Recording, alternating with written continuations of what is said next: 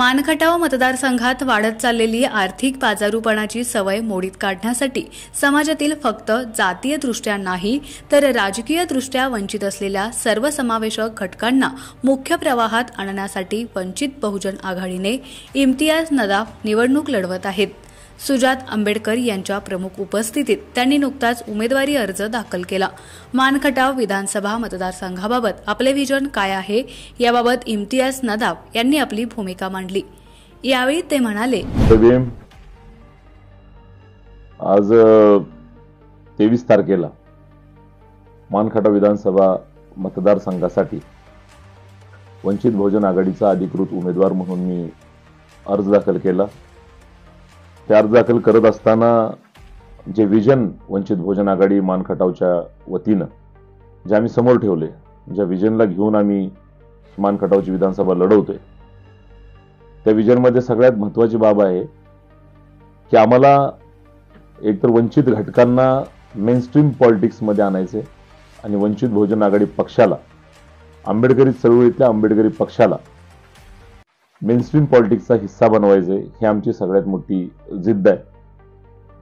त्याचबरोबर मानखटावमधला जो राजकीय बाजारपणा ज्याला म्हटलं जातं, ह्या बाजारूपणामुळे जी काही सामान्य जनतेची किंमत जी चिचुक्यासारखी झाली आहे, ती किंमत कुठेतरी वाढली पाहिजे, हा आमचा त्याच्या मागचा एक निर्णायक असा लढा आम्ही लढतोय।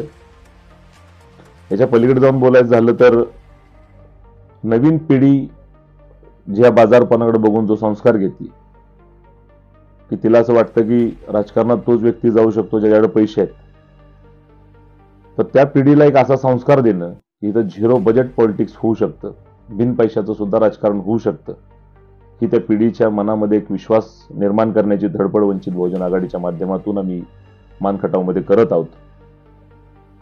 याच्या व्यतिरिक्त रात्रीत राजा व्हायचं जे स्वप्न घेऊन माणसं मानखटावच्या राजकारणात येतात आणि आल्यानंतर ते सगळ्यांचे बाप बनण्याचा प्रयत्न करतात, तर जे कार्यकर्ते इथं 25-25, 30-30, 40-40 वर्षापासून राजकारणाच्या पटलावर, राजकारणाच्या माध्यमातून असेल किंवा समाजकारणाच्या माध्यमातून असेल, त्यांना ऐनवेळी ज्या पद्धतीनं बाहेर फेकलं जातं, वंचित बहुजन आघाडी मानखटाव अशा लोकांना सुद्धा वंचित घटक समजते। जरी ते सक्षम राजकारणी स्वतःला समजत असतील तरी आम्ही त्यांना मात्र वंचित समजतो।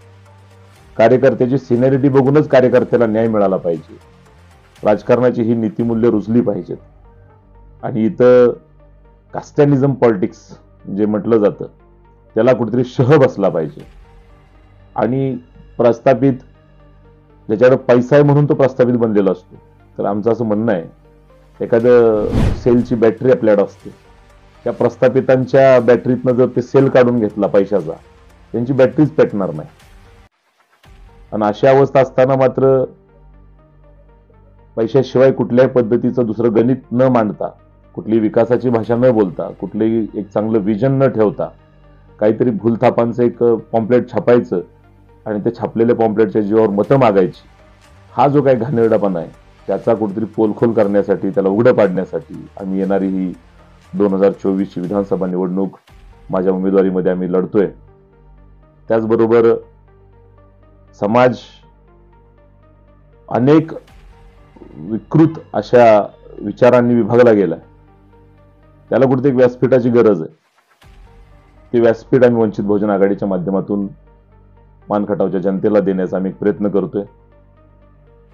अनेक प्रकारचे आरोप प्रत्यारोप राजकारणात होत असतात, पण नैतिकता सोडून खालच्या पातळीला जाऊन भाषा वापरण्याचा जो एक घाणेरडा संस्कार गेल्या 6 महिन्यामध्ये आम्ही त्या मानखटावच्या राजकारणात बघितला, त्याचा पक्का समाचार घ्यायच्या मानसिकतेतून आम्ही हे राजकारण करतोय किंवा ही उमेदवारी लढतोय। त्याचा ओहापोह झाला पाहिजे, त्याची अक्कल आली पाहिजे की आपण एकमेकाच्या प्रॉपर्ट्या, एकमेकाचं बालपण, एकमेकाची चड्डी आणि अशा घाण पद्धतीचे शब्द वापरून जो संस्कार खराब केला जातोय मानखटावचा, तर त्याला कुठेतरी चपराक बसली पाहिजे।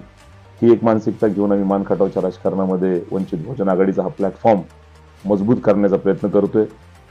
वंचित समूह म्हणजे काही लोकांना असं वाटतं की आमच्यासारख्या दलित, मुस्लिम आणि 42 कास्ट ज्या आहेत त्यांनाच फक्त वंचित समजलं जातं, तर आमच्या दृष्टिकोनातून जाती व्यवस्थेतला वंचित नव्हे तर राजकीय व्यवस्थेत ज्याला बाजूला फेकलं गेलं असा राजकीय दृष्ट्या वंचित असणारा जो वर्ग आहे त्याला खऱ्या अर्थानं मानखटावच्या राजकारणामध्ये मोटिवेट करणं आम्हाला गरजेचं वाटतं. आणि त्याचबरोबर विकास हा काय फक्त नेत्याच्या विजनमुळेच होतो, ही जी काही चुकीची मानसिकता आहे.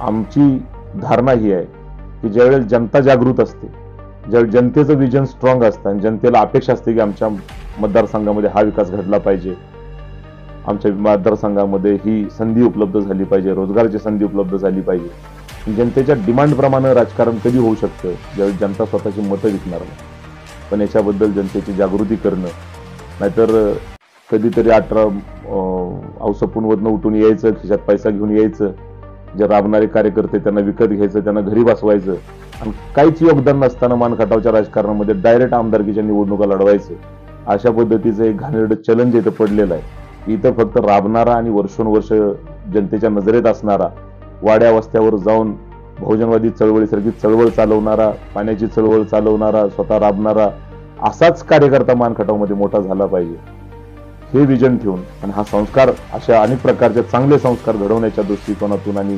राजकारणातली बिघडलेली ही वाट दुरुस्त करण्यासाठी वंचित बहुजन आघाडीच्या माध्यमातून मी इम्तियाज नदाफ 2024 ही निवडणूक लढवत आहे. आपल्या सगळ्याकडनं अपेक्षा आहे की आपण माझ्या प्रयत्नांना भरभरून साथ द्याल, आपण माझी मदत कराल आणि मानचं येणारं भविष्य उज्ज्वल कराल, अशी मी अपेक्षा करतो. जय भीम, जय भारत. न्यूजसाठी एकनाथ वाघमोडे, दैवत.